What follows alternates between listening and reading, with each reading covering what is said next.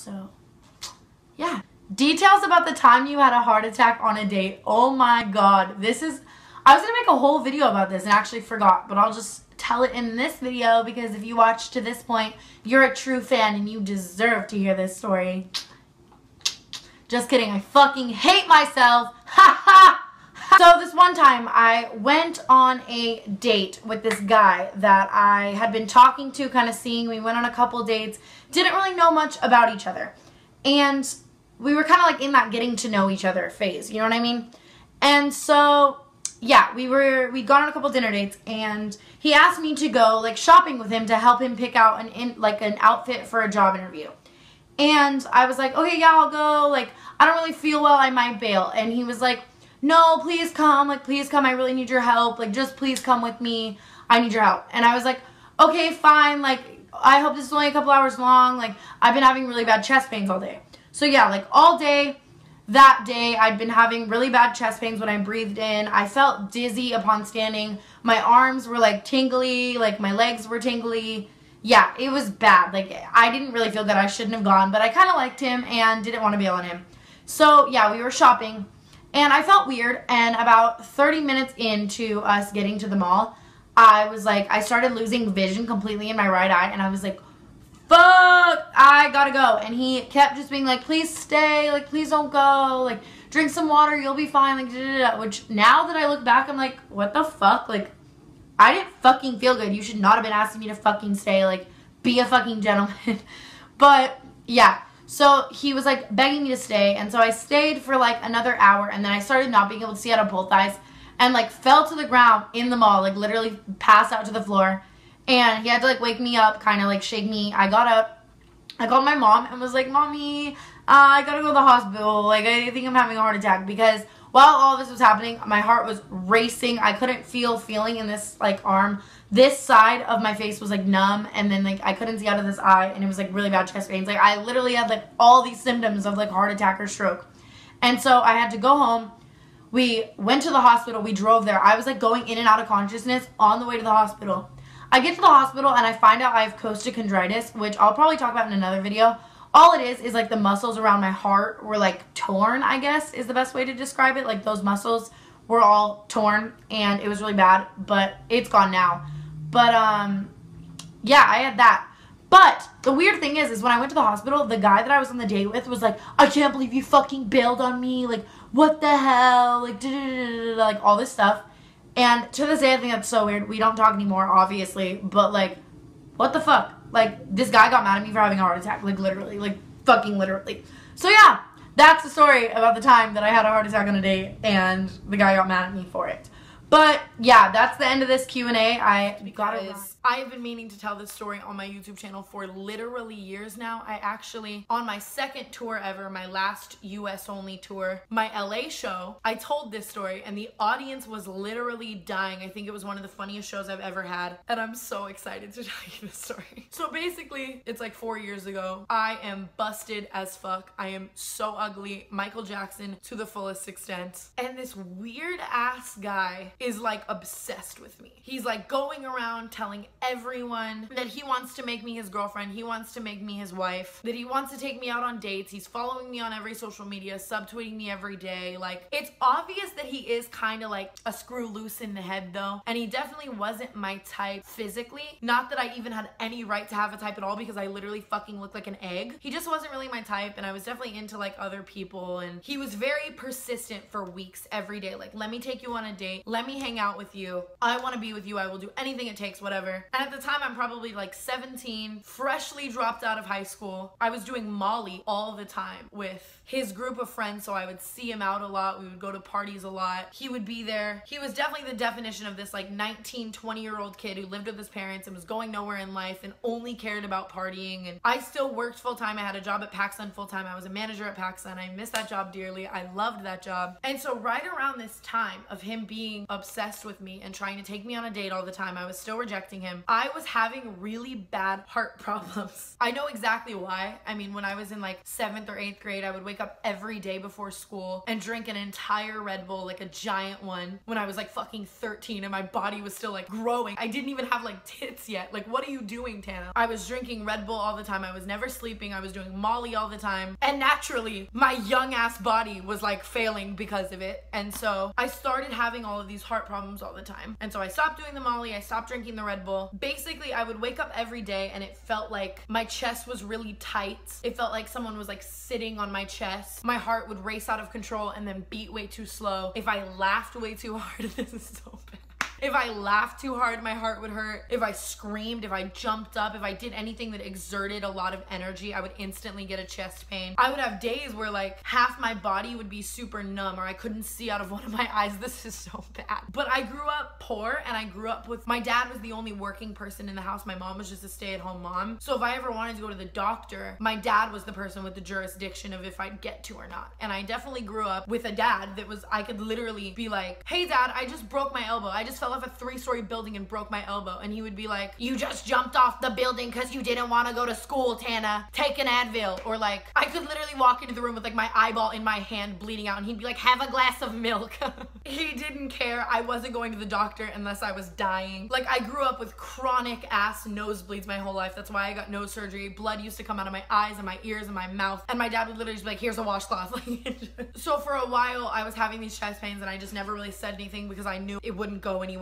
And so finally they started getting so bad and I started not even being able to see out of like one eye, or I started to have one full side of my body be numb. And I was Googling all of these symptoms and it was basically just saying like, you are having a heart attack, call 911. And so I tell my dad and I'm like, hey, can I please go to the doctor? And he's like, fuck you, Tana, take some Advil, like you're over dramatic as fuck. Like, so that's what I did. I was just taking Advil, drinking water, but it kept getting worse and worse. And I was telling my mom and she would like whine about it to my dad, but he would be like, fuck you, the emergency room is expensive, go take 3 Tylenol. Like, it just, you know, it never really worked. And so one week, the entire week, that guy was begging me to go on a date with him and I kept saying no. He lived really far away, so he would always want me to go on dates with him far away, and my excuse would always be like, I can't get there, I don't have a ride, like whatever. And so finally he was like, I used to live right by a mall, and he was like, on Thursday I'm gonna be on your side of town, I'm going to the mall shopping with my friend who also, she was also my friend, like we'll pick you up, it's right by your house, just come shopping with us for a few hours, like I'll buy you whatever you want, like I want to see you, I want to go on a date with you, please. And so he begs me to go on this date and I'm like, fine, Thursday I will go with you, I will go to the mall, let's hang out, you're in love with me, I might as well give you a chance. It's not like any guy at that time in my life anyways was trying to do anything other than fuck me, and like I don't know why I had any thoughts of like standards. Here's a cute guy who wants to like marry you, like go on the date, Tana, you're not gonna do any better. And so Thursday I wake up, he's texting me all day like, baby, I can't wait to see you, I can't wait to see you, I can't wait to take you shopping. And I wake up with the most extreme amount of heart problems I've had thus far. Like the entire left side of my body is numb, my heart's racing, if I even just like yell a little, like I get extreme chest pains, I'm dizzy, I can't stand up, I can't make a fist. Like I definitely needed to go to the hospital. So I asked my dad, I'm like, hey, I'm freaking out, I'm sweating, like I can't see, please let me go to the hospital. And his response is literally just like, fuck you, Tana, take an Advil. I am absolutely not taking you to the hospital. You're a high school dropout, I hate you, go to work, go to your job, I don't know. Like,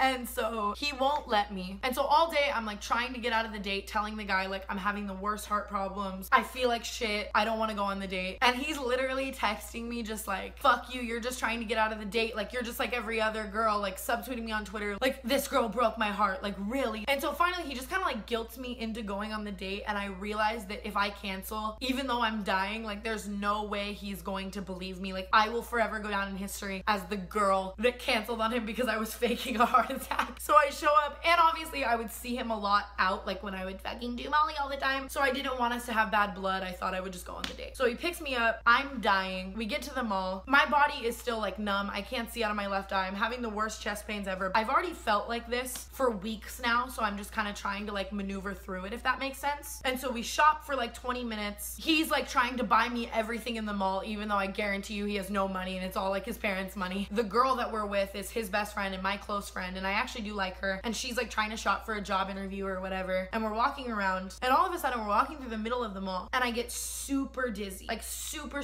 dizzy, super weak. I'm like holding my phone and I can't even hold it anymore. Like my hand just won't work. And so I'm like, I need to sit down. And he's like, you're faking it. Like, if you don't want to be on this date, just tell me. And I'm like, I am dying. I am having a heart attack. I have every symptom of a heart attack. I'm dying. And so we walk over to a bench, and as I'm walking over to the bench, I pass out. I fall to the floor. I black out with my vision. I can't see anything. People in the mall are like rushing over to me. The girl that we're shopping with is just like, and he's like, you're faking it, fuck you, like this is absolutely ridiculous. I've never been in a situation like this in my life. If you did want to go on the date, like you should have just fucking told me. And I'm like, I can't see, like dying on this fucking mall floor. And so finally in my head, I'm like, I have every symptom of a heart attack. I feel like I'm having a heart attack. I think I am having one. My dad is a piece of shit. I don't want to die. I'm gonna call 911. So I call 911. They come in this mall. They literally put me on a stretcher in this mall. They take me out to an ambulance outside of the mall. The entire time the guy I'm on the date with is like following like the gurney that I'm on, being like, fuck you, this is absolutely ridiculous. You're really gonna take this to this extent? This is crazy. Like I've never seen anything like this in my life. He's like Snapchatting like, oh my fucking God, while I'm literally just like, I see the light, like dying.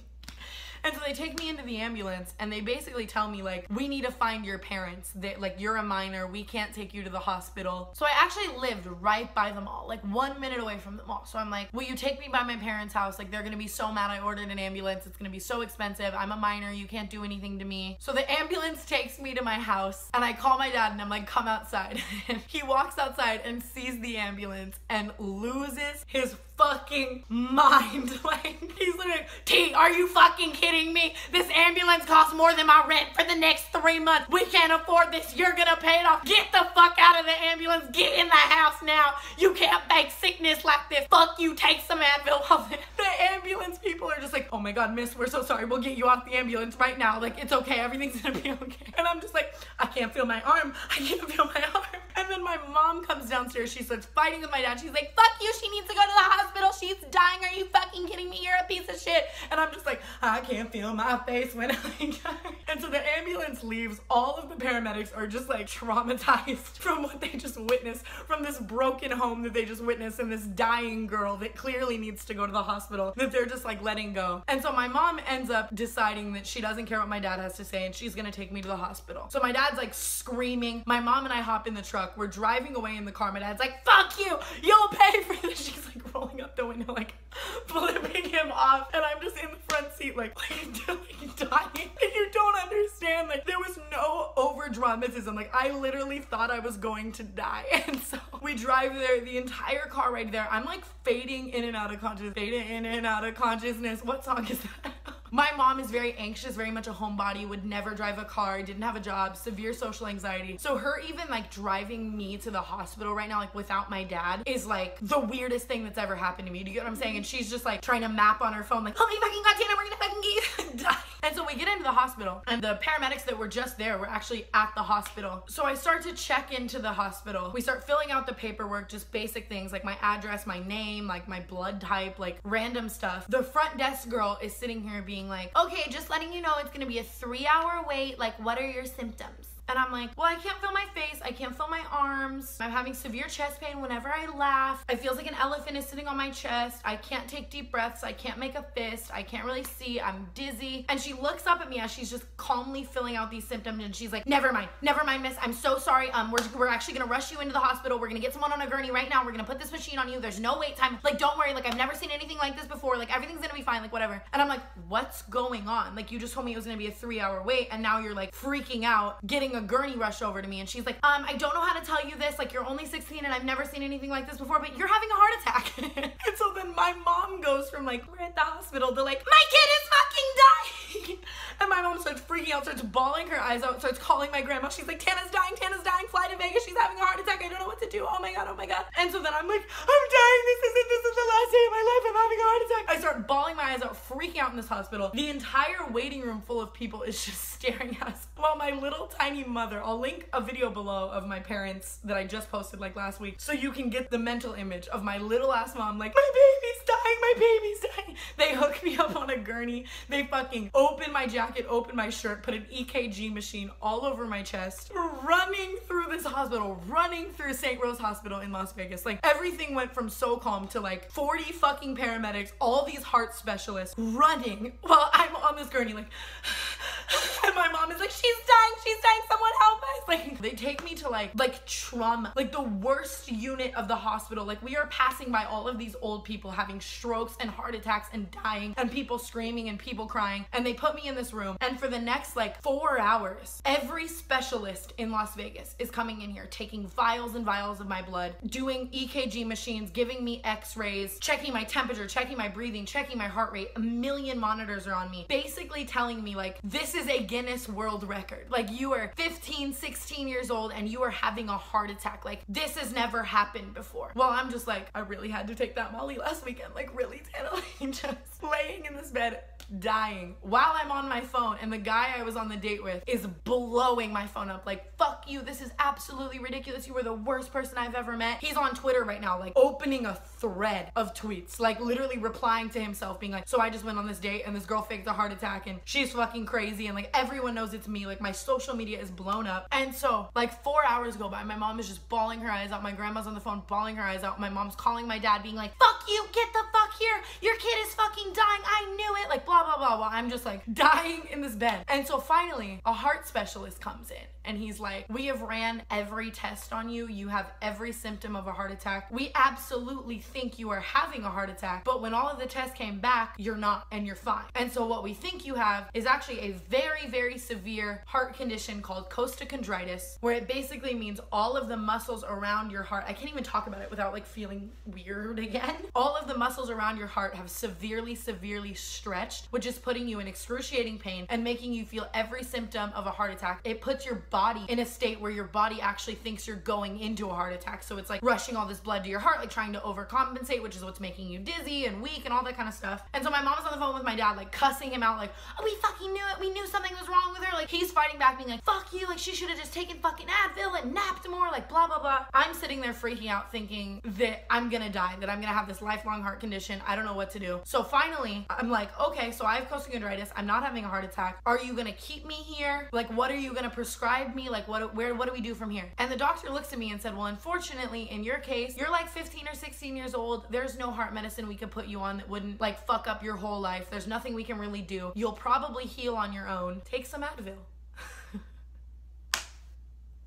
Like, not even like, we're gonna prescribe you a high dose of ibuprofen, like, on your way home, dumb bitch, pick up some Advil. And then my mom just falls to the floor and she's like, thank you, Jesus. And like, I'm just sitting there like, take some fucking Advil. Yeah, like, take some. And so I go home, I take some Advil, and the guy I went on the date with hated me for weeks until I got to show him like my hospital papers. And then he spent the next like year of his life being obsessed with me and being an absolute psychopath, and he was one of the craziest people I've ever met, and he still subtweets me. He actually took a picture with Bella Thorne at Life is Beautiful, and then the next day I obviously posted that picture of me kissing her, and Bella tweeted the picture and said, are you shook? And he quoted it and was like, yes. Because imagine being this guy who tried to take me on a date in like 2014. I had a heart attack, almost died. He cussed me out, was so fucking fucked up to me. I always thought he was weird as shit from that point on. And then he would always just be obsessed with me, be psycho. We end up being in the same place at the same time in Vegas. He's a huge fan of Bella Thorne, takes a picture with her. Next day I'm like married to her on fucking Twitter. Like, what are the odds? I don't know. He still definitely doesn't like me that much to this day. So that is the time that I ruined a date because I thought I was having a heart attack, and my dad was a complete piece of shit who really could have let me die, but then his take Advil theory ended up being entirely right.